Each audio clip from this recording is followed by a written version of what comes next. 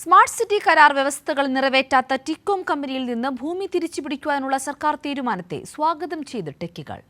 ടികോമിൽ നിന്ന് ഭൂമി ഏറ്റെടുത്ത് ആധുനിക വ്യവസായങ്ങൾക്കായി പ്രയോജനപ്പെടുത്താനുള്ള തീരുമാനത്തെ ഏറെ പ്രതീക്ഷയോടെയാണ് നോക്കിക്കാണുന്നതെന്നും ഇൻഫോ പാർക്കിലെ IT ജീവനക്കാർ പറഞ്ഞു. ഇൻഫോ പാർക്ക് ഫേസ് 3യുടെ ഭാഗമാക്കി പുതിയ പദ്ധതിയെ മാറ്റണമെന്നും IT ജീവനക്കാർ ആവശ്യപ്പെട്ടു. 13 വർഷത്തിന് ശേഷവും സ്മാർട്ട് സിറ്റി കരാറിലെ വ്യവസ്ഥകൾ നിറവേറ്റാൻ ടെലികോമിന് കഴിയാത്ത സാഹചര്യത്തിലാണ് അവരുടെ പ്രവർത്തനം അവസാനിപ്പിക്കാനുള്ള നടപടികളിലേക്ക് കടക്കാൻ സർക്കാർ തീരുമാനിച്ചത്. പദ്ധതിയിൽ സംസ്ഥാന താൽപര്യം മുൻനിർത്തി 2006 LDF സർക്കാർ ഒപ്പിട്ട ഫ്രെയിംവർക്ക് കരാർ പ്രകാരം ടെലികോമിൽ നിന്ന് ഭൂമി തിരിച്ചുപിടിക്കാനാണ് തയ്യാറെടുക്കുന്നത്. ടെലികോമിൽ നിന്ന് ഭൂമി ഏറ്റെടുത്ത് ആധുനിക വ്യവസായങ്ങൾക്കായി പ്രയോജനപ്പെടുത്താനുള്ള തീരുമാനത്തെ ഏറെ പ്രതീക്ഷയോടെയാണ് നോക്കിക്കാണുന്നതെന്ന് ഇൻഫോ പാർക്കിൽ IT ജീവനക്കാർ പറഞ്ഞു. കൊച്ചിയിൽ മാത്രം 100-ലധികം കമ്പനികൾ ഭൂമിക്കായി കാത്തുനിൽക്കുന്ന സാഹചര്യത്തിൽ സർക്കാരിന്റെ പുതിയ തീരുമാനം IT മേഖലയ്ക്ക് വലിയ കരുത്തായി മാറുമെന്നും ടെക്കികൾ ചൂണ്ടിക്കാട്ടുന്നു. ഫ്രഞ്ച് കൺസൾട്ടൻസി TNPയുടെ ഇനോഗ്രേഷനാണ് നമ്മളുടെ മുന്നിൽ കാണുന്ന ഇൻഫോ പാർക്ക് ഫേസ് 1-നകത്ത് നടന്നത്.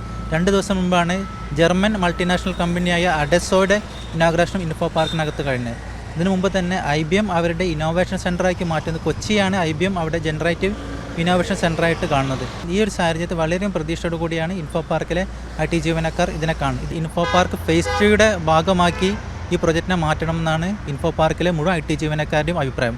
ഇൻഫോ പാർക്ക് ഉൾപ്പെടെ 300ഓളം ഏക്കർ ഭൂമി ദുബായ് കമ്പനിക്ക് കൈമാറാൻ നേരത്തെ ഉമ്മൻചാണ്ടി സർക്കാർ ശ്രമിച്ചിരുന്നു.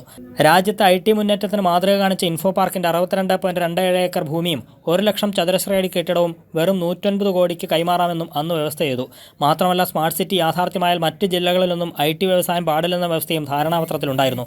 ഈ കരാറാണ് 2006 LDF സർക്കാർ പൊളിച്ചെഴുതിയത്. ഇൻഫോ പാർക്കിന്റെ ഭൂമി ടെലികോമിന് വിൽക്കേണ്ടെന്നും പകരം 236 ഏക്കർ ഭൂമി പാട്ടത്തിന് നൽകാമെന്നും LDF സർക്കാർ വ്യവസ്ഥ ചെയ്തു. മറ്റ് ജില്ലകളിൽ IT പാർക്ക് പാടില്ലെന്ന വ്യവസ്ഥയും റദ്ദാക്കി. 39.5 ഏക്കറിലെങ്കിലും വിൽപ്പനാവകാശത്തോടെ ഫ്രീ ഹോൾഡ് വേണമെന്ന ടെലികോം ആവശ്യപ്പെട്ടെങ്കിലും അനുവദിക്കാനാകില്ലെന്ന കർശന നിലപാടിന് മുന്നിൽ ഒടുവിൽ അവർക്ക് വഴങ്ങേണ്ടി വരികയായിരുന്നു. കൈരളി ന്യൂസ്, കൊച്ചി.